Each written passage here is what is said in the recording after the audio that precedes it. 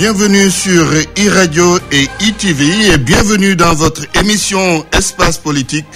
Nous recevons aujourd'hui Doudouka, c'est le directeur général du FONGIP, ingénieur pont et chaussée, membre de l'APR, parti au pouvoir. Vous êtes bien membre de la coalition Benno Bokk Yakaar. Bonsoir. Bonsoir. Nous avons également comme invité Ibrahima Ndiaye du PUR, spécialiste projet développement suivi évaluation. Bonsoir Monsieur Ndiaye. Bonsoir Antoine.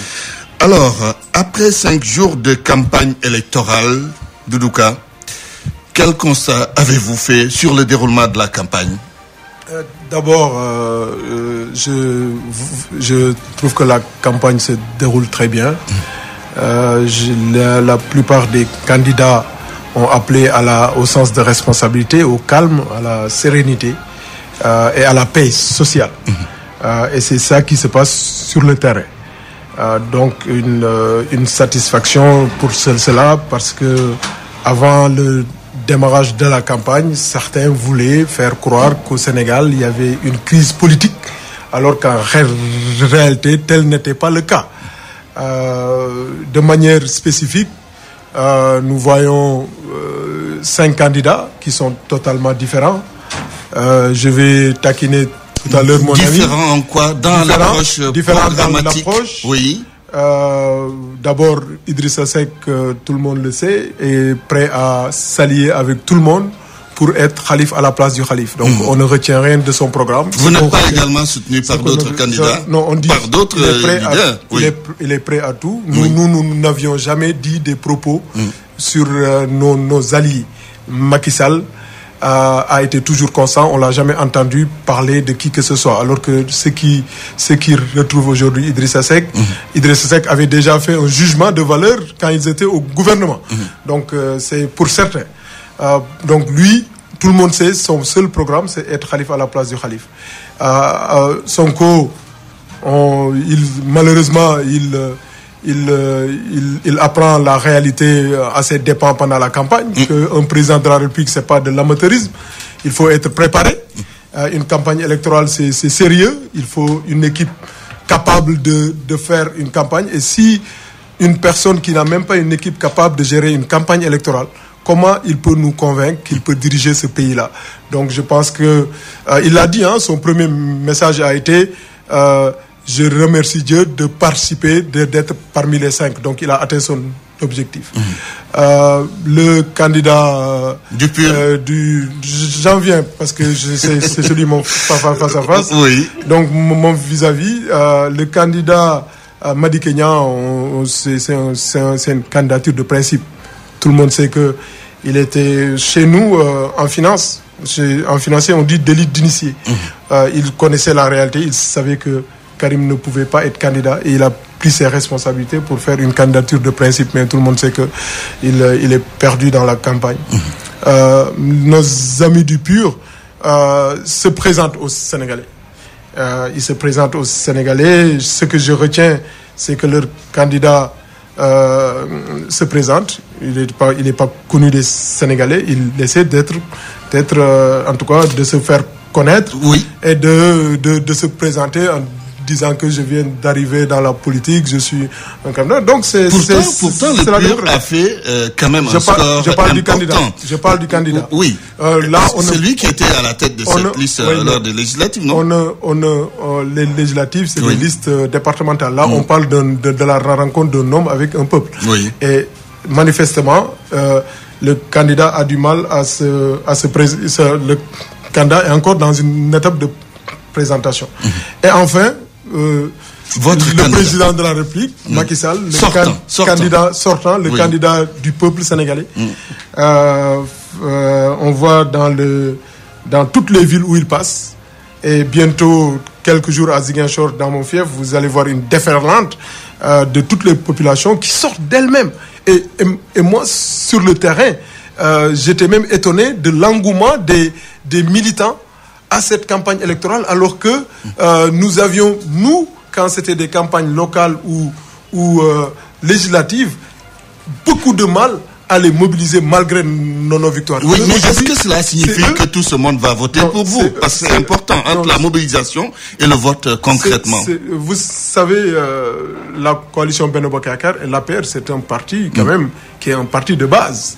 Donc nous ne parlons pas souvent, nous ne sommes pas un parti qui n'est pas au fait des élections, des élections. Donc nous connaissons les élections, comment marchent les élections, nous sommes structurés, nous sommes partout.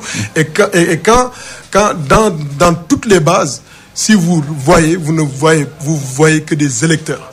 Et c'est le peuple sénégalais qui a donné son satisfecit au président Macky Sall. Très bien, on reviendra sur les choses dans le fond. Alors, Ibrahima Ndiaye, votre regard par rapport au déroulement de la campagne électorale 5 jours après son lancement?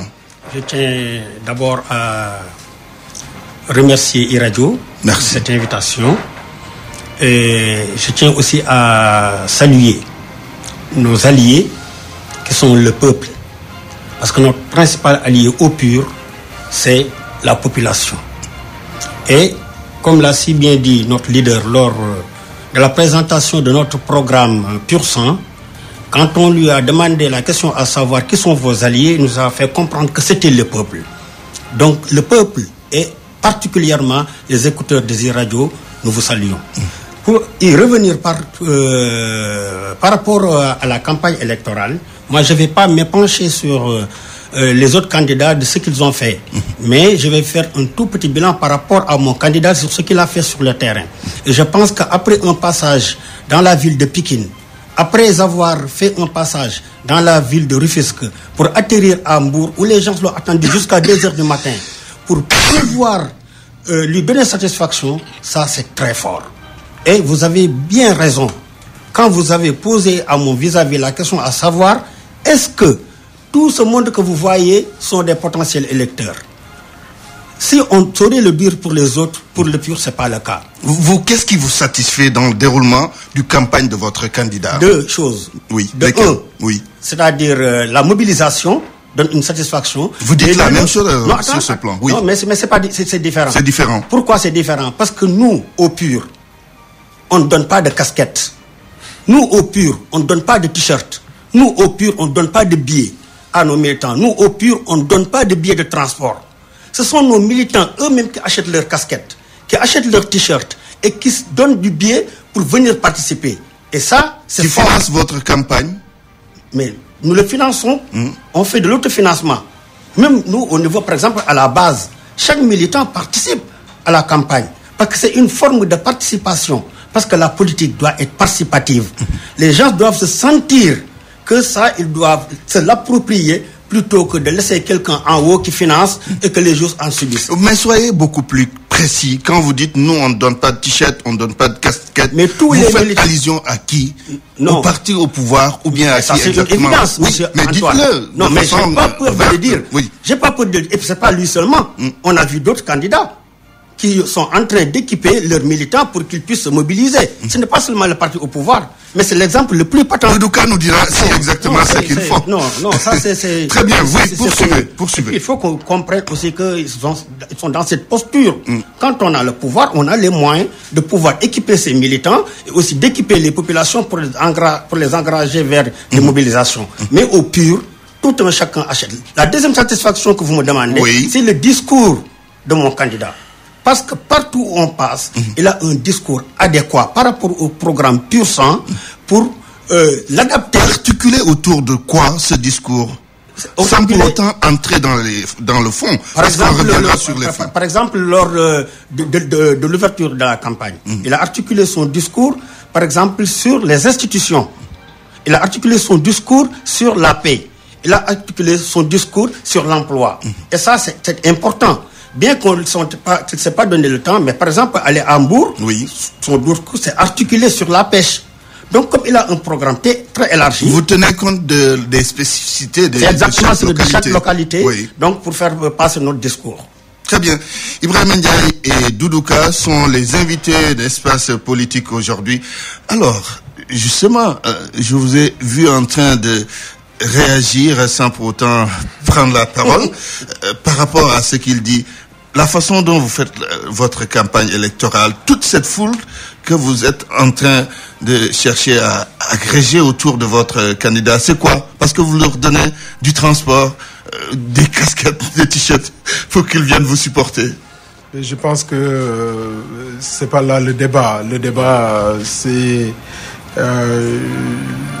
un peu méconnaître l'APR et méconnaître le Benno Bokk Yakaar. Je pense que nous avons montré que nous étions une partie de masse, un parti de masse plutôt, et plus précisément, pensez-vous que les 75% de l'électorat peuvent être habillés par le président Macky Sall?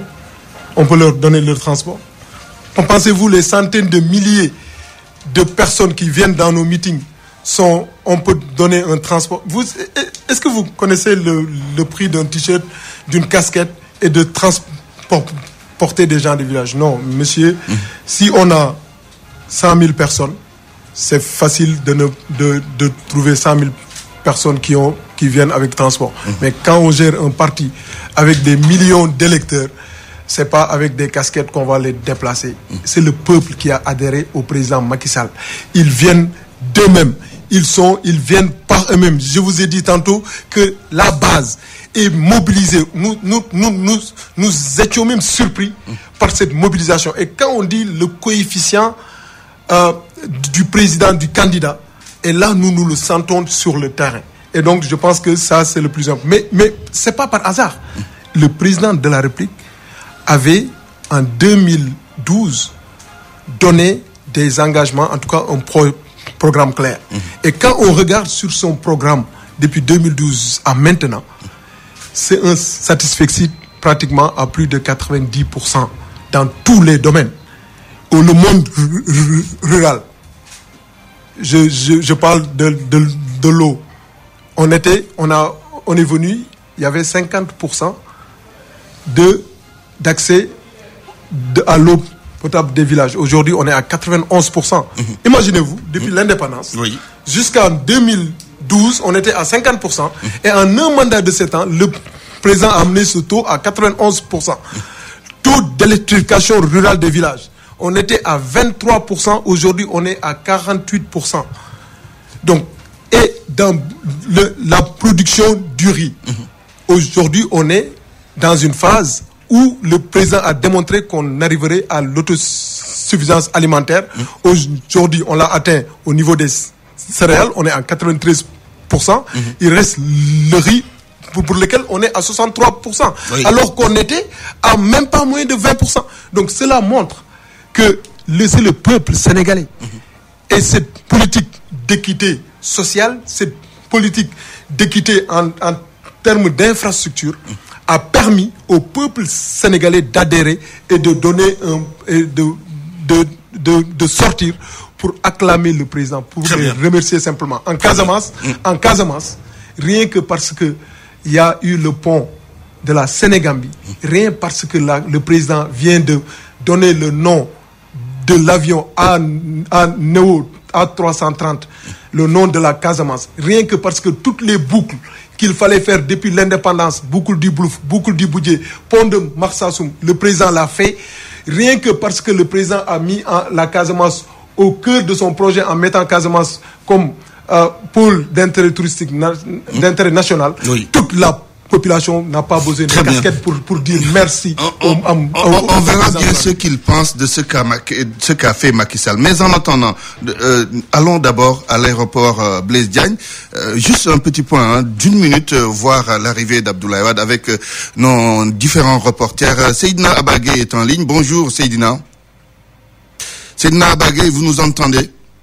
Bon, on y reviendra donc tout à l'heure avec Seydina Abagé. On poursuit. Alors, Seydina, vous nous entendez? Oui, Antoine, je vous entends. Alors, vous êtes à l'aéroport international Blaise Diagne de Diass.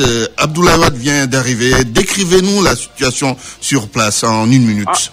Antoine, Abdoulaye Wade, comme vous l'avez dit, il vient juste de sortir de l'aéroport international Blaise Diagne. Il est allé à la rencontre des militants qui sont venus par dizaines. On s'attendait à ce que les militants l'accueillent à Buntu Pikine, mais finalement ils sont venus le rejoindre à l'aéroport de Diass. Et Abdoulaye Wade, ses premiers mots ont été, il a atterri à son aéroport et il est content d'être au Sénégal, Antoine Diouf. Très bien, Seydina Abagay, nous reviendrons à vous. Ce sera sans doute lors de nos prochaines éditions. Sinon, s'il y a évolution, on sera en contact avec vous tout à l'heure. Alors, on poursuit. Alors, Ibrahima Ndiaye, justement, est-ce que vous êtes d'accord que Macky Sall a bien travaillé, comme il l'a si bien expliqué tout à l'heure? En tout cas, pour y revenir, je pense que nous, on est sur le terrain et on sait ce qui se passe. Qu'est-ce que vous avez constaté par rapport à ce que Macky Sall a fait? Non, pour ce que Macky Sall a fait. Moi... Comment vous avez fait pour aller à Hambourg? Non, s'il vous plaît, je ne suis pas à Hambourg. Moi, je viens de Rufisque. Non, vous avez dit que votre candidat a fait des non, j'en reviens. Peut-être les autoroutes de Macky Sall, vous pouvez faire... Mais vous pouvez me laisser continuer, s'il vous plaît. Allez-y, vous avez la parole. Parce que oui, vous avez la parole. Les autoroutes, moi, je pense que pour y revenir un peu, retournons à la déclaration, à la première déclaration de Macky Sall. Je ne sais pas si vous vous en souvenez. Parce qu'il a fait avec son premier entretien avec Jeune Afrique.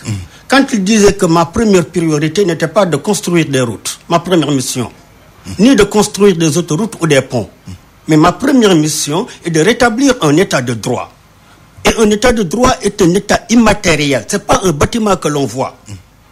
Je vais rétablir l'égalité en termes de justice parmi mes citoyens. Quand il disait que je vais combattre farouchement la corruption et le népotisme. C'est là où on l'attendait dans sa priorité. Il a failli. Il a failli. Comment il a failli? Je vous dis comment est-ce qu'il a failli. Oui. C'est quoi le népotisme, Michel Faye? C'est favoriser les gens de son parti au détriment des autres. C'est favoriser sa famille au détriment de ses autres. Et c'est en ce jour-là qu'il avait dit que vous ne me verrez jamais nommer un membre de ma famille par décret. Et pourtant, il l'a fait. Il a nommé Aliou Sall comme directeur des caisses de consignation. Alors qu'il avait donné un serment qu'il ne le ferait jamais. Il a, dans son magistère, utilisé les institutions, que ce soit l'institution législative, que ce soit l'institution judiciaire, au profit des uns et au détriment des autres. Et c'est là où le bas blesse. Et je vous donne un exemple patent. Quand on a lancé le CREI, dans un premier temps, il y avait 25 personnes qui étaient indexées. Parmi ces 25, 2 ont été appréhendés. Je veux citer Karim Wade et Saïbou Ndiaye. Mais tout le reste, pourquoi on n'a pas fait appel à eux? Une fois qu'ils passent à la gendarmerie de Colobane, on ne les a plus rappelés. Pourquoi? Parce que le président avait mis la coude sur les dossiers, comme il l'a si bien dit. Et ces gens-là, ce sont ces gens qui aujourd'hui se rallient à lui. Parce que leur dossier est sous la coude de M. Macky Sall. Alors, où est cet état de droit? Où est ce combat contre le népotisme? Où est ce combat contre la corruption? Mais ces gens-là, la corruption n'est pas toujours financière comme on le pense. La corruption peut être judiciaire. La corruption peut être matérielle. La corruption peut être même psychologique. Elle est multiforme. Elle est multiforme. Et dans ces cas de figure, moi je pense qu'il a failli. Parce que les gens, quand on construit des autoroutes, et que les gens, quand ils empruntent ces autoroutes, ont très mal dans leur chair. Moi, je pense que, mon cher, ils sont en prison, même quand ils roulent sur ces autoroutes. Très bien. Oui, je sais que vous avez quelque chose à dire par rapport à ce que Ibrahima Ndiaye a soulevé, mais je voudrais quand même vous entendre commenter un peu l'arrivée d'Abdoulaye Wade, sa participation à la campagne électorale. Très bien. Doudouka. Pour ce qu'il dit, l'état de droit, je pense que le président de la République a montré qu'il était en train de construire un état de droit. Et les exemples qu'il a donnés ne sont pas des exemples quand même qui puissent nous montrer que le peuple ou le Sénégal n'était pas un état de droit. Et d'ailleurs, chaque fois, ils parlent d'indépendance de la justice et ils veulent que tous les actes de la justice soient imputés au président Macky Sall. Je pense que la justice fonctionne. C'est s'ils ont des comptes à demander, qu'ils le demandent au procureur de la CREI et à la justice, mais pas au président Macky Sall. Ça, c'est un premier point. Sur l'arrivée de Macky Sall, il a dit, je pense que de l'arrivée d'Abdoulaye Wade, oui. Manifestement, moi, mon constat, c'est que Abdoulaye Wade n'a pas changé. Le Abdoulaye Wade du 23 juin 2011, qui a voulu imposer constitutionnellement la dévolution monarchique au peuple sénégalais. Le peuple sénégalais en était sorti pour lui dire non. Stop, monsieur le président de la République. Vous ne pouvez pas nous imposer votre fils. Quand on voit sa déclaration et l'attitude qu'il entretient et qu'il fait prendre à son parti PDS, on voit que l'homme n'a pas changé. Il dit qu'il n'y aura pas d'élection sans toujours, mais non, oui, l'homme n'a pas changé. Donc la même chose, là, il avait le pouvoir, il a voulu imposer Karim Wade, ça avait échoué. Là, il dit, si Karim Wade n'est pas candidat, il n'y a pas d'élection. Donc l'homme Abdoulaye Wade n'a pas changé. Et je pense qu'il ne se rend pas compte que le peuple lui a dit non, que le peuple sénégalais est un peuple intelligent. Et je suis certain que le peuple ne le suivra pas. Parce que il a montré assez que c'est pas le Sénégal qui compte pour lui. C'est même pas son parti qui compte pour lui. C'est son fils. Et parmi les autres candidats, il y a 25 candidats qui ont été recalés. Est-ce que leur père est venu pour dire, ils sont venus avec leur papa ou avec leur comme ça pour dire, mais on y va? Non! Mais c'est des Sénégalais qui sont partis retravailler, être en coalition avec d'autres. Pourquoi Karim? Pourquoi ils viennent? Donc je pense que Abdoulaye Wade n'a pas de leçon d'ouverture et de gouvernance à nous donner. Macky Sall a montré toute son ouverture. C'est le seul président de la République de tout le temps qui a gouverné pendant 7 ans avec sa coalition. En partageant le pouvoir, on gouverne ensemble, on gagne ensemble et on gouverne ensemble. Il a montré qu'il savait gouverner avec d'autres personnalités politiques qui viennent d'autres horizons, d'autres partis, d'autres obédiences. Donc, quand monsieur dit, il gouverne, oui, il gouverne seul ou bien qu'il nomme ceci, cela, je pense que le plus important, c'est pendant ces 7 ans, le président Macky Sall a pu conserver une coalition, a pu montrer qu'il savait partager le pouvoir. La deuxième personnalité de l'État n'est pas du parti de Macky Sall. La 4e personnalité de l'État n'est pas de son parti. Donc cela montre clairement que le président gouverne avec l'ensemble des forces vives de la nation. Et d'ailleurs, vous allez le voir au deuxième mandat, où il y a une majorité. Deuxième majorité, pour nous, c'est tout à fait... C'est évident. Non, c'est pas une évidence. Puisqu'on va dans une élection. C'est évident qu'il va passer pour une évidence, moi, je suis un mathématicien, donc l'évidence n'existant pas, il faut le démontrer. Mais on est tout à fait confiant par ce qu'on voit sur le terrain, par notre capacité, on a gagné toutes les élections. Et d'ailleurs, statistiquement, les tendances électorales sont des tendances lourdes. Je ne sais pas, je pense que monsieur est scientifique, c'est des tendances lourdes. Ce n'est pas des tendances qu'on renverse en une élection présidentielle. Il faut un processus. Quand Abdoulaye Wade avait perdu en 2012, il y avait un processus. Ils avaient perdu les grandes villes. Il y a un processus, il y a une fissure dans son propre camp, comme ça. Et c'est un processus. Mais il n'y a pas de signe avant-coureur qui indiquerait... Mais parce que c'est des tendances lourdes. Les élections présidentielles sont des tendances lourdes. Oui. Et eux-mêmes, ils savent que comme le président dit, game is over, on fait la campagne, on doit faire la campagne. Merci Doudouka. Mais c'est déjà lié et ils le savent très bien. Je disais que certains candidats, ils apprennent c'est quoi une campagne électorale pour nos amis. C'est le cas avec le PUR? Non, le PUR, non. Le PUR, je te dis ça, c'est le cas de mon ami Ousmane Sonko. Mais le PUR, ils présentent leur candidat qui est un inconnu au bataillon, et qui cherche à se faire connaître. Très bien.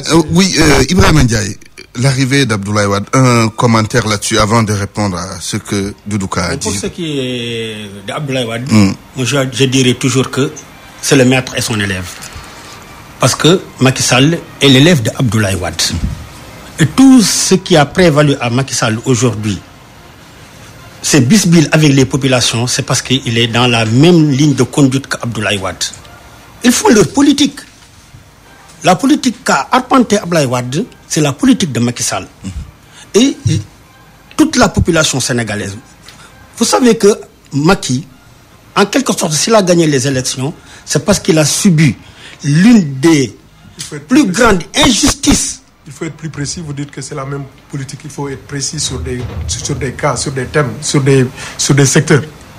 Oui. On parle aux Sénégalais. Oui, vous allez lui permettre de poursuivre. Allez, si vous voulez, on peut écarter Antoine et on en discute. Non, je suis l'animateur de cette émission. Donc il me laisse parler quand même. Je vous laisse parler, il vous laisse parler. Très donc, bien. Pour encore revenir sur ce que je disais, je dis que Macky Sall, si Abdoulaye Wade faisait de la dévolution monarchique, lui il fait de la dévolution familiale. Et c'est là encore plus pire. Parce que Abdoulaye Wade n'avait que Karim qu'il voulait imposer. Mais Macky, malheureusement, impose toute sa famille et la famille de sa femme. Quand il disait la patrie avant le parti, malheureusement, ce n'est pas la patrie avant le parti. C'est quoi alors? Non, c'est la famille même avant le parti et le parti avant la patrie. Et on a vécu cela. C'est quand M. Doudou Ka nous dit qu'il a su garder la coalition qu'il a eue depuis le début. C'est le seul président qui a su. Mais comment est-ce qu'il n'aurait pas pu garder cette coalition? Quand on a dévié de nos jours à la trempe de Moustapha Niasse, qu'on en fait un président d'Assemblée nationale qui n'a plus aucun avenir politique, mais il restera toujours là. Quand on a un Tanor, un vieux de nos jours qui n'a plus aucun avenir politique, comment est-ce qu'il ne peut pas les garder? C'est dans l'ordre logique des choses. Quand on donne un Tanor, le Haut Conseil territorial, et puis depuis qu'il a été nommé, aucun acte n'a été posé à ce niveau, avec une caisse noire de 600 millions, mais ça pose problème. C'est pour cela que le président Issa Sall, d'ailleurs qu'il sera dans moins de 20 jours, qu'il va prendre le pouvoir. Et qu'est-ce qu'il va faire par rapport au mais il a dit, il va éradiquer toutes ces institutions gabégiques. Supprimer le baccalauréat, on l'a entendu. Non, il n'a pas dit qu'il supprime le baccalauréat. Oui, qu'est-ce qu'il a dit? Les séries. Oui. Pas le baccalauréat. Parce que, vous savez, le Sénégal a hérité du système éducatif français. Et après le système éducatif français, on peut arriver au bac et avoir son baccalauréat et ne savoir rien faire. Et c'est là où le bas blesse. Donc, à partir de ce niveau, à partir de ça, oui, il va supprimer pas le baccalauréat, mais les séries. Et après le bac, tous les élèves auront la capacité de pouvoir trouver une orientation, que ce soit scientifique, que ce soit littéraire. Donc, c'est pour ça que lui, il met l'homme à la base de son programme. Et à 3 niveaux. En premier niveau, dans sa formation. Que ce soit dans sa formation religieuse, dans sa formation académique et dans sa formation civique. Et au deuxième niveau, il met encore l'homme. Là, il n'est plus le formé, mais il est l'acteur. Et quand il est l'acteur, on attend de lui des actions. Et les actions, c'est quoi? C'est soigner, c'est cultiver, c'est pêcher, etc., etc. Avant d'en arriver au 3e niveau, qui se trouve être l'homme bénéficiaire de toutes ces actions. Donc, l'homme au cœur du système, c'est ça le programme du président Issa Sall. Avant d'en venir encore aux institutions et aux agences qui nous bouffent tellement d'argent au détriment du contribuable, ça pose problème. Très bien. Alors, vous suivez Univers Politique qui reçoit aujourd'hui Doudou Ka de la coalition Benno Bokk Yakaar et Ibrahima Ndiaye de la coalition du professeur Issa Sall. Nous allons aborder l'autre volet de cette émission, bilan et programme. Alors, le bilan de Macky Sall en termes de financement de projet, je choisis ce volet précis, les projets.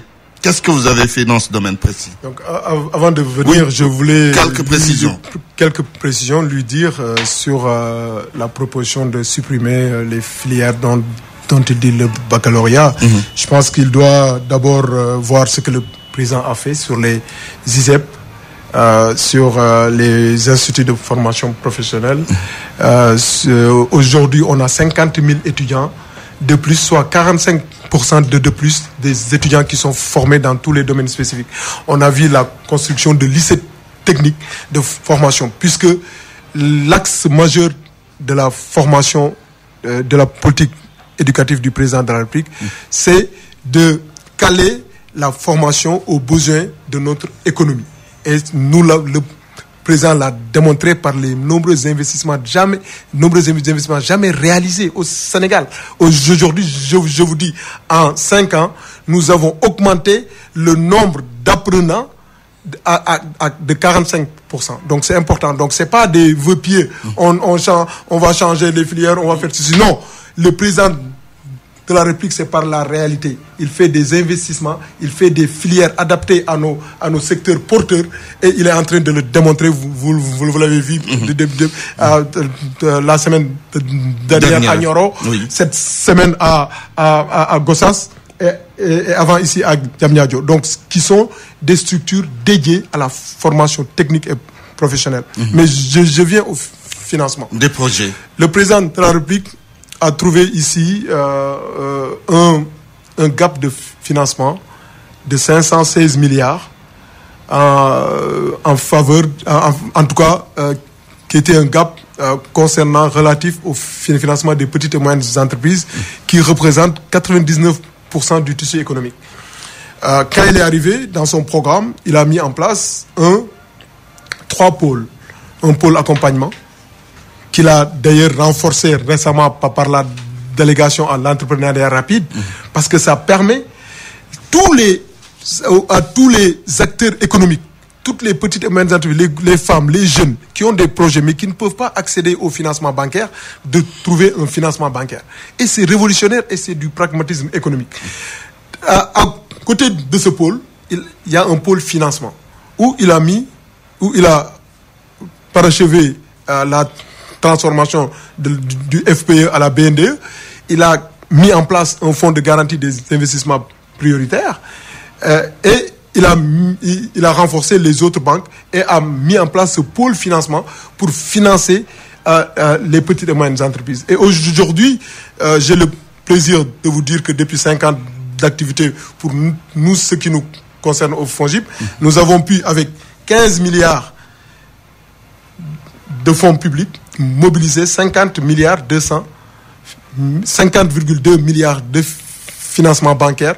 Donc un effet levier de 1 pour 3 en faveur des petites et moyennes entreprises. Là, le Fonds 6 a pu développer 14 projets majeurs avec un effet levier de 1 pour 14. La BND également a pu financer presque 100 milliards en faveur des petites et moyennes entreprises. En face, à côté de cela, un troisième pôle qui vient fermer, c'est le pôle investissement avec le Fonds 6, le Fonds souverain d'investissement et la CDC, qui joue là le rôle d'investisseur public. Donc c'est de la cohérence. Ça veut dire sur ce plan, vous êtes difficile à attaquer. Non, c'était une demande du marché. On a le président, pour ceux qui connaissent pourquoi ces pôles ont existé, ça vient d'une recommandation d'ailleurs de 2003 de l'UEMOA qui avait demandé à ce que les États africains pour le financement des PME n'avaient pas les outils financiers adéquats, notamment une structure de garantie, notamment une structure de capital risque, et le président de la République a mis en place ces instruments-là. À côté, il fallait faire adhérer ces instruments-là à l'écosystème bancaire. Le FONGIP travaille aujourd'hui avec 16 banques de la place. Donc les 50 milliards, c'est avec 16 banques de la place. Et dans le nouveau projet du président de la République dans son second mandat, ce dispositif, ce modèle accepté et qui marche, va être renforcé en intégrant ce modèle dans le dispositif de la BCEAO. En ce qui nous concerne, nous sommes dans un processus de transformation institutionnelle pour avoir l'agrément de garantie signature, parce que pour l'instant, nous avons la garantie cash collatéral. Donc, si on a l'agrément de garantie signature, ça nous permet, avec conditions, la réglementation BAL 2, BAL 3, d'avoir un effet de levier de 1 pour 11. Cela veut dire qu'avec 50 milliards de budget annuel, nous pouvons mobiliser 10 à 11 fois, donc 500 milliards pour résorber complètement une partie du gap. Et l'objectif pour terminer, le FONGIP A, c'est d'arriver à résorber au moins 40% du gap en 2023, parce que il y a d'autres instruments qui pourront, eux, résorber. Donc en termes de financement de la PME, financement de l'entrepreneur, financement des jeunes, le président de la République a montré que c'est un Sénégal de tous et pour tous. Très bien. Alors, Ibrahima Ndiaye, par rapport au financement de projets sous Macky Sall, il a quand même développé difficile. Comme il vient de conclure, Sénégal pour tous, et c'est dommage. De tous. Oui. Quand il dit que c'est un Sénégal pour tous, un Sénégal, un financement à tous. C'est pas le cas. On n'a pas dit. Non. Qu'est-ce que vous avez conclu? Le Sénégal pour tous. Et quoi encore? Vous avez dit deux termes. Le Sénégal pour tous. Pour tous. Et c'est ça qui est désolant. Qu'est-ce qui est désolant? Ce qui est désolant, c'est que on constate que, du point de vue financement, ils sont très forts en verbiage et en maquillage. Vous n'y croyez pas? Vous ne croyez pas à ce qu'il a dit? Oui. Parce que nous vivons la réalité sur le terrain. Et je vais vous donner des exemples patents. Moi, j'ai eu à aider des gens pour la rédaction de leur projet ou de leur business plan, pour qu'ils puissent bénéficier de l'entrepreneuriat rapide. L'ADR. Et vous pensez qu'un entrepreneuriat peut être rapide? Et quand est-ce qu'ils l'ont mis sur place? Le financement rapide, peut-être. Non, ils ont dit, ils n'ont pas dit le financement rapide. Oui. La direction de l'entrepreneuriat rapide. D'accord. Il ne faut pas qu'on se trompe, ou bien qu'on utilise des jeux de mots. Parce que tous ces gens-là à qui on a donné des financements dans le cadre de l'entrepreneuriat rapide ne sont pas des gens formés. Et je parle en toute connaissance de cause, parce que j'ai aidé quelqu'un qui en a bénéficié. C'est moi qui lui ai fait son business plan. C'est moi qui lui ai fait son projet. Et il a été financé. Il a été financé. Non, s'il vous plaît.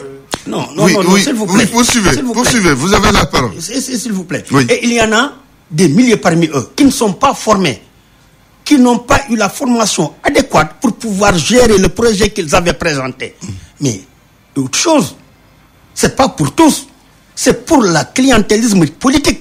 Et je pèse mes mots. Vous rentrez dans le... La personne que vous avez aidé à rédiger son... Non, c'est pas moi qui l'ai dit. C'est un membre du parti. C'est évident. Oui, cette C'est personne... un membre de notre parti. Évident sur le Saint-Coran. Oui, d'accord. Poursuivez alors. Très bien. C'est valable pour les...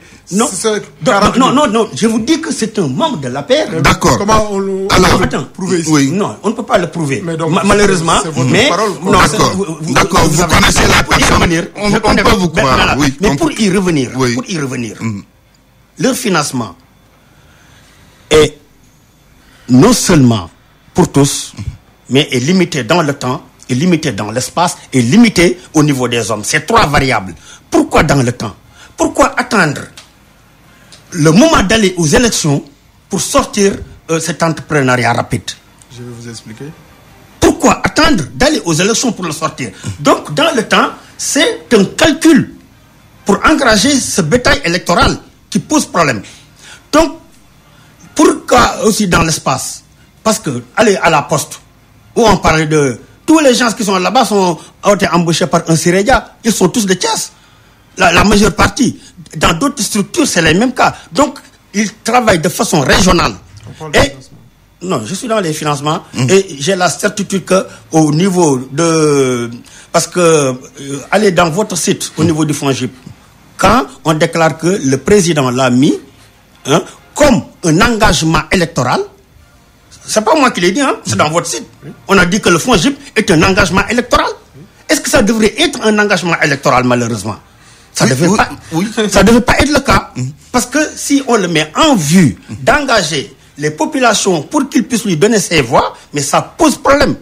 Et venons des financements. Moi, j'ai eu à assister au Conseil des ministres qui a eu à Rufisque au mois de juillet 2016, où le président Macky Sall avait fait une déclaration lors des conseils de ministres décentralisés. Et il avait dit que 1,8 milliard était consacré dans la région de Dakar comme financement. Sur les 11,6 milliards, 11,674 milliards ont été mis en place. Sur les 11,6 milliards mis en place, le Premier ministre en a validé 1,222 milliard. Et de ce financement, Rufisque était prioritaire pour éradiquer dans un premier temps le problème de l'insalubrité, le problème de la sécurité, le problème de l'évacuation des eaux pluviales et des eaux usées, avec la fermeture de nos canaux à eaux usées. Mais malheureusement, jusqu'à ce jour, on en est là. C'est des financements qui ont traîné un peu partout, trimballé un peu partout dans toutes les régions, alors que réellement rien n'a été fait de concret sur le terrain. Ils utilisent des chiffres qui sont subjectifs, mais qui n'est pas du tout objectif. J'aimerais, avant de donner la parole à Doudouka, vous entendre me dire, voilà ce que nous proposons en termes de financement de projet, une fois élu. Une fois élu, notre priorité, comme je le dis, c'est de créer un équilibre déjà du marché. C'est très très important. Et faire aussi une adéquation. Parce qu'avant de financer l'individu, il faut chercher l'adéquation entre la formation et l'entreprise. Tous ces gens-là qu'on a financés sont laissés à eux-mêmes. Alors qu'au moment où des gens qui n'ont pas été accompagnés. Non, ils n'ont pas été accompagnés. Et les gens qui ont été formés ont été laissés en rade. Et je donne un exemple, les étudiants de PASTEF qui ont fait la grève, les étudiants de l'école supérieure d'éducation physique qui ont fait la grève, les ressortissants de l'ENNS qui ont fait la grève, alors qu'ils ont été formés et ils étaient capables d'être embauchés. Au lieu de les embaucher, on les laisse là-bas, on ne les prend pas et on finance d'autres gens qui ne sont pas formés et on les laisse à eux-mêmes. C'est normal. Très bien. Alors, Doudouka, oui, l'accès au crédit, vous avez sans doute dit que vous avez financé beaucoup de projets, il y a des institutions qui ont été mises en place. L'accès au crédit est un gros problème malgré ce que vous avez mis en place comme institution financière existante. Y a-t-il encore des possibilités d'allègement des conditions d'accès au crédit? Merci beaucoup, c'est la raison principale de la création du FONGIP. Faciliter l'accès au crédit à des petites et moyennes entreprises qui n'avaient pas accès à ces crédits. Est-ce que c'est si facile que ça? Non, parce que c'est pas. Parce que quand les banques, on avait sollicité les banques en son temps pour leur dire pourquoi les conditions sont difficiles, les banques ont dit à 69%. C'était dû à des manques de garantie. Donc en mettant en place un instrument de garantie, on peut régler 69% des cas. Ça, c'est une étude scientifique de la BCEAO. Mais c'est avec un fonds de garantie qui est capable, qui a les moyens, la mobilisation des ressources pour prendre en charge ces 69%. C'est pour cela que je vous ai dit tantôt que nous allons vers l'agrément de la BCEAO, où on aura un effet de levier de 1. Aujourd'hui, avec 15 milliards, on peut mobiliser 50 milliards. Demain, avec l'agrément de la BCEAO, avec 15 milliards, on pourra mobiliser 150 milliards.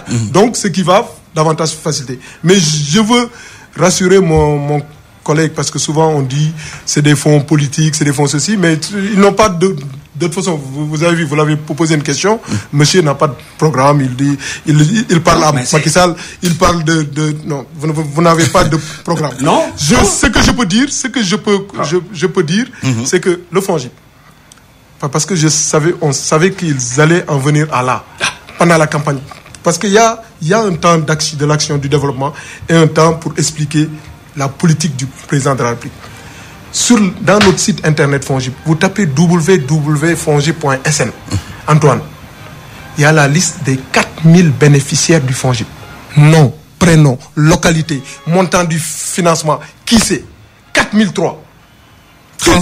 Toute la totalité. Je vous dis, Antoine, vous voulez faire... Non, mais attendez. Oui. On a publié sur notre site internet l'ensemble des 4003 bénéficiaires. Donc, c'est facile, Antoine, de savoir qu'on est dans le Sénégal. Oui. Mais allez-y voir, est-ce que les 4000 sont de la paix ou pas? D'ailleurs, je disais dans le c'est difficile à savoir. Attendez. Oui. 4003. Comment le savoir? Dans un département, il est à Rufisque. Il tape Rufisque. Dans mon site internet, il va voir tous les bénéficiaires de Rufisque. Il viendra me dire est-ce que tous ces bénéficiaires sont différents. Deuxièmement, c'est pas possible. Si je le voulais, Antoine, c'est pas possible. C'est pour ça nous on dit on a un modèle, on vend un modèle. Vous savez pourquoi? Non. Quand on a créé le FONGIP, on a pris on a fait un benchmarking partout dans le monde. On a dit comment ça marchait. Canada, Maroc, Sotigar, Tunisie, Rwanda, Burkina Faso, pour ceux qui l'ont. Et on a vu que au Sénégal, pourquoi ça ne marchait pas également? C'est parce que les structures ou les lignes de garantie prenaient en charge la totalité de la perte finale. Quand il y a défaut, quand vous avez comme il dit, un membre de l'APR, comme il dit, un membre du parti au pouvoir, qui vient garantir par le FONGIP. S'il y a défaut, c'est l'entreprise. Avant, l'État payait la totalité. On a dit maintenant, c'est fini. Pour Paris, c'est fini ça. Oui. Maintenant, notre modèle, et que c'est contenu dans le décret de création du FONGIP, ne peut pas partir plus de 70%. C'est quoi le modèle du DER ? 70%. Attendez, je parle du FONGIP. On est à la je dis son FONGIP. Oui. 70%. On parle du FONGIP. 70%. Cela veut dire que. Non, c'est parce que vous voulez parler du FONGIP. Je vous parle. Mais les derniers investissements nous viennent de DER. Vous aurez l'occasion de revenir sur toutes ces questions et de rappeler les précisions qui. Donc 70, c'est un financier. Ça n'arrange pas. Parce qu'on a pris 70% de la perte finale. Cela veut dire quoi? Si vous allez, Antoine, voir le banquier, vous lui dites financez-moi 100 millions.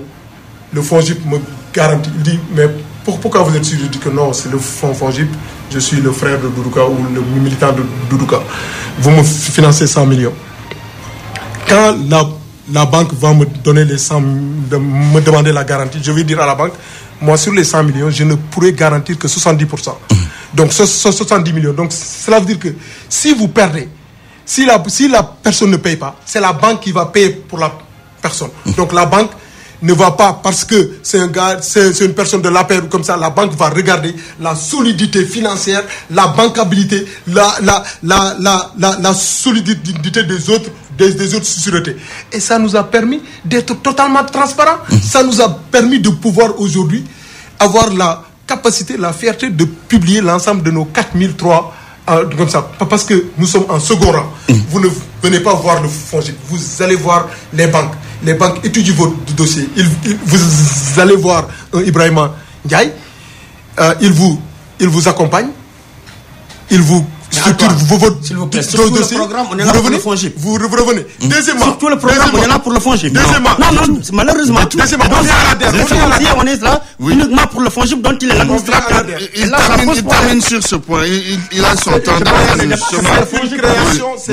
Création du président Macky Sall qui a montré ses preuves et je le démontre. Maintenant, on vient à la DER. Il dit pourquoi la DER? Au bout de 5 ans, parce que le président est un ingénieur, il fait des modèles.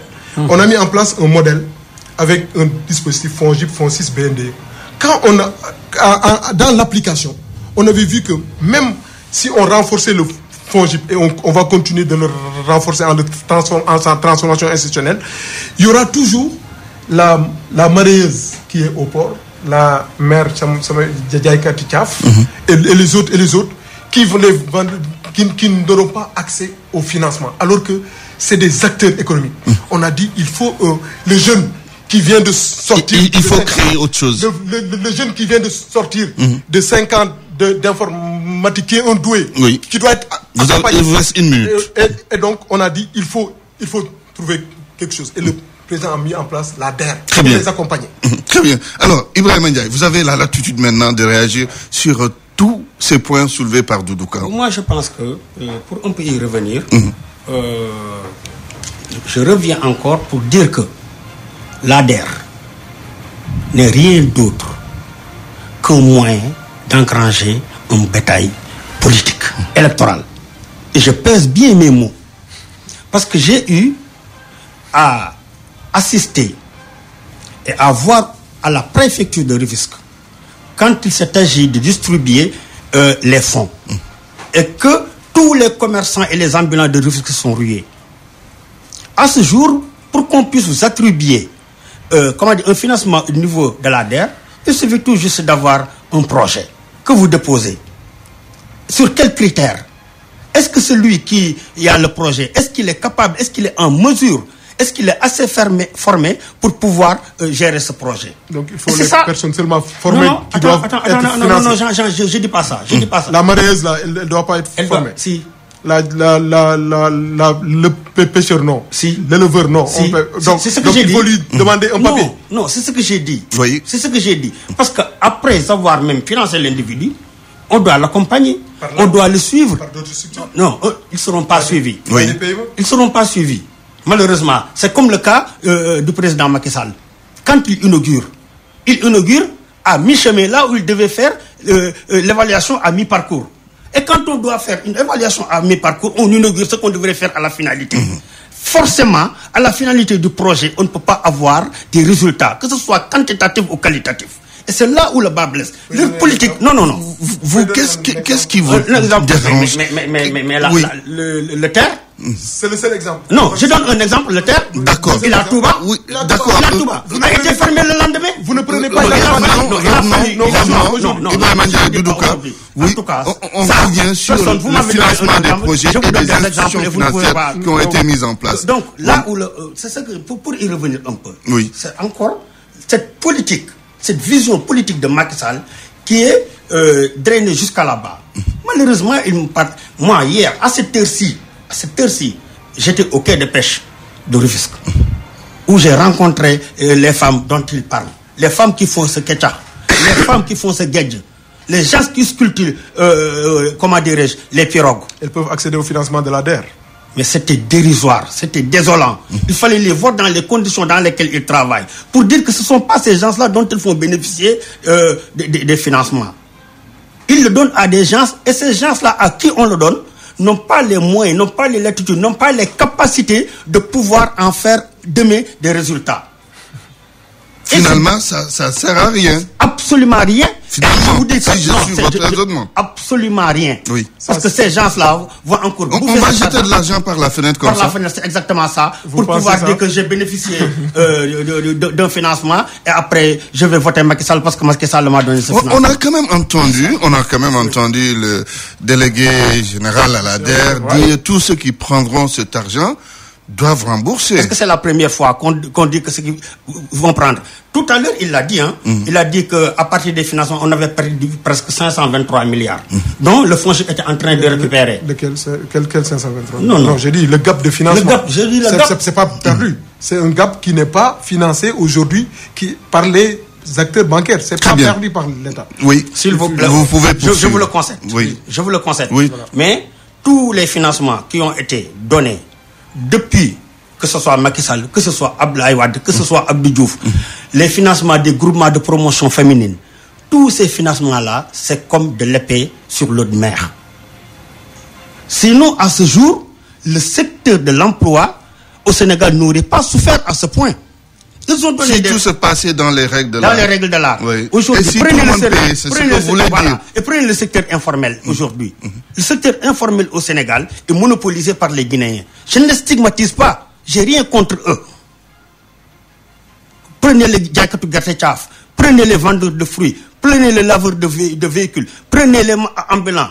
Tous ces secteurs sont monopolisés à ce jour par, comment dirais-je, par la communauté guinéenne. Mais parce que nous aussi, on ne veut pas faire ce petit métier. C'est exactement ça. C'est ça aussi. Tu ne veux pas faire le petit métier, et on te donne un financement.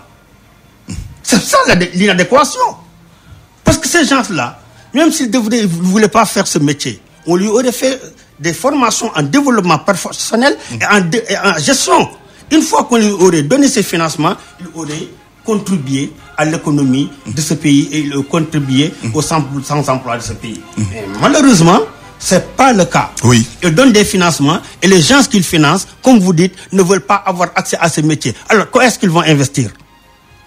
C'est la question que tout le monde se pose. Oui, alors, le dernier point de notre débat, mais rapidement, parce qu'il nous reste 5 petites minutes, chacun 2 minutes. Alors, Doudouka, l'emploi des jeunes sous Macky Sall, qu'avez-vous fait dans ce domaine et qui peut-être vous satisfait ou bien qui ne vous satisfait pas? Parce qu'il y a les deux en même temps. Mais ce que le président de la République a fait dans l'emploi des jeunes, je pense que c'est une première au Sénégal. La DER, il a dit 18 milliards pour les jeunes et les femmes. Le fonds de garantie des investissements prioritaires, s'il rentrait au niveau du site, vous verrez que pratiquement 30% de nos projets étaient portés par les jeunes. L'ANPEJ, l'ANIDA. Récemment, nous avons ouvert avec l'ambassadeur d'Espagne 78 fermes agricoles avec l'ANIDA. Ce qui a porté le nombre de fermes agricoles au niveau du mandat du président Macky Sall à 300, alors qu'on était seulement à 30 avant 2012. 30 fermes, aujourd'hui on est à 30. Le PRODAC, vous avez vu les investissements réalisés pour les jeunes. Donc en termes d'emploi des jeunes, et d'ailleurs il l'a dit, on voit qu'ils sont dans la critique, ils parlent aux Guinéens, ils parlent à Macky Sall, ils parlent... Non, mais attendez, non, mais ils parlent aux Guinéens. J'étais très clair, je stigmatise pas. Ils n'ont pas de programme, ils n'ont pas de programme, ils doivent parler au peuple sénégalais, ils n'ont pas de proposition. Et je leur dis, le Sénégal aujourd'hui, il faut des équipes capables de nous proposer quelque chose, pas de venir nous dire quand vous êtes mal en point sur le FONGIP, vous amenez l'ADER, quand vous êtes mal en point sur l'ADER, vous amenez autre chose. Et ça c'est pas sérieux. Il faut plus de sérieux dans ce qu'on est en train de dire, parce que les Sénégalais nous écoutent. Le président Macky Sall a mis en place des instruments cohérents pour l'emploi des jeunes, pour le financement de notre économie. Ces instruments, dans la phase 2 du PSE, seront renforcés pour résorber définitivement la question du financement des petites et moyennes entreprises. Et les jeunes et les femmes se font partie de ces acteurs économiques. Antoine, au Sénégal, on a 400 000 petites et moyennes entreprises, plus de 427 000. Le dernier recensement de 2017. L'ANSD, oui.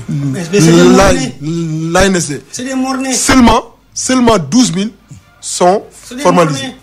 12 000 à 15 000. Donc il y a un travail à faire.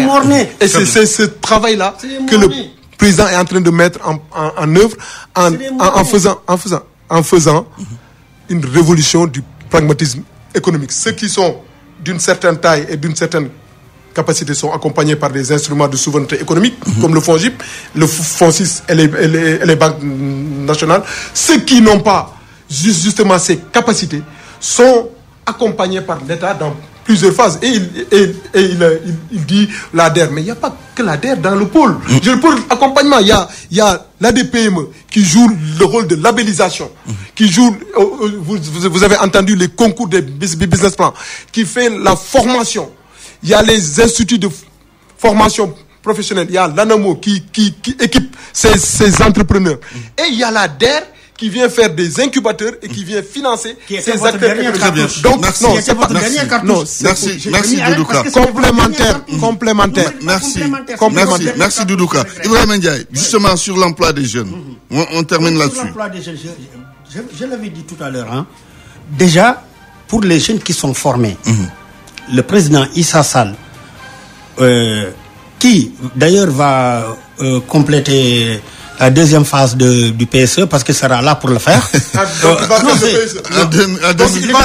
L'État est une continuité. Donc il va réaliser ce programme. Non, l'État, non du tout. Vous avez dit, il va compléter. La continuité. Donc c'est le PSE qui va faire. L'État est une continuité. Attends. Oui. L'État est une continuité. Vous n'allez rien changer. Vous allez laisser ces structures existantes. Du tout. Parce que j'en viens. Parce que quand il est passé, par exemple, à l'université, et qu'il a proposé aux étudiants, il y a combien de doctorants au Sénégal qui sont au chômage? Et pourtant, il y a combien de retraités qui occupent les places que devraient occuper ces jeunes? Et là aussi, c'est ça le déséquilibre. Alors, on va corriger. Dans un premier temps, on va corriger ce déséquilibre. C'est combien?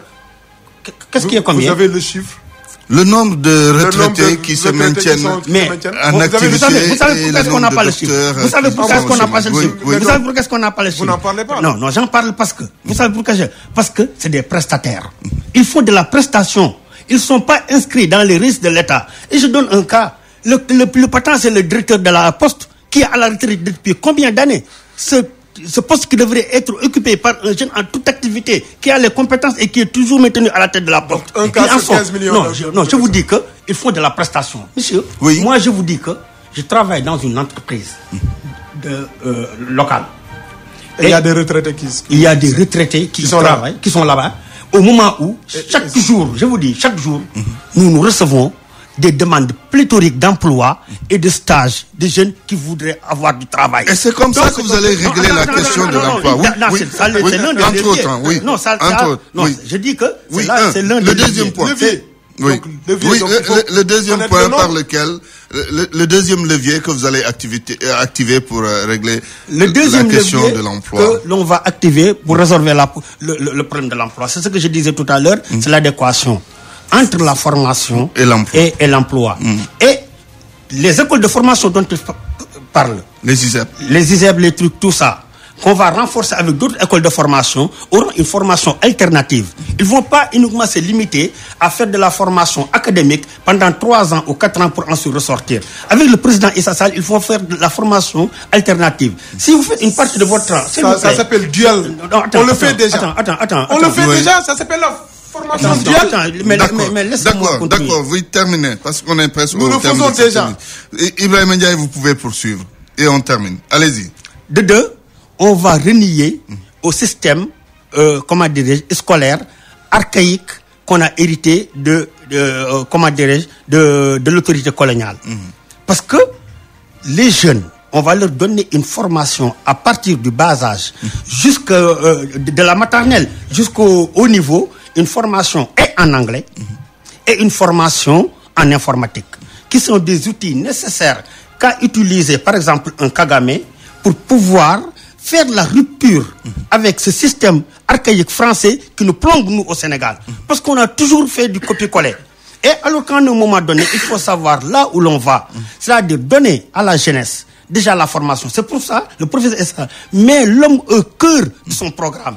Et si on forme l'homme, on lui donne tous les instruments nécessaires qui font que même si l'État ne lui donne pas de l'emploi, il aura la capacité de pouvoir s'auto-financer et de faire son propre emploi et employer d'autres jeunes au lieu d'être employé lui-même. Merci. Nous sommes au terme de cette émission. Le temps qui nous est imparti est terminé. J'avais l'immense plaisir de recevoir Doudou Ka, c'est le directeur général du FONGIP, ingénieur pont et chaussée, mais également Ibrahim Ndiaye. Il est également spécialiste de projet suivi-évaluation. Vous êtes membre du PUR. Mais je tiens aussi à apporter une précision. Allez-y. Parce que je suis écouté un peu partout. Oui. Je ne suis pas suivi-évaluatrice de profession. D'accord. Merci. Je suis agent de maîtrise, chef d'équipe mécanique. Merci. Mais de vocation, je suis gestionnaire de projet pour avoir eu mon master en suivi, évaluation et en gestion de projet de management. Vous dites à peu près la même chose. Antoine. Merci pour cette précision. Doudou Ka. Merci Antoine pour cette invitation. Je voudrais remercier l'ensemble des auditrices et des auditeurs de e-radio. Oui. En tout cas, en espérant que ce débat leur a permis de savoir que le seul candidat qui a un programme, c'est Macky Sall. Il vient de le dire. Tout ce qu'ils disent est déjà dans notre programme. Donc, merci. Au micro, Antoine Diouf, à la technique Pierre Dien, à la vidéo Célé Diallo. Merci. Excellent après-midi et en compagnie des programmes de e-radio et de e-TV. e-TV que vous pouvez retrouver sur la TNT Canal 15. Merci à toutes et à tous.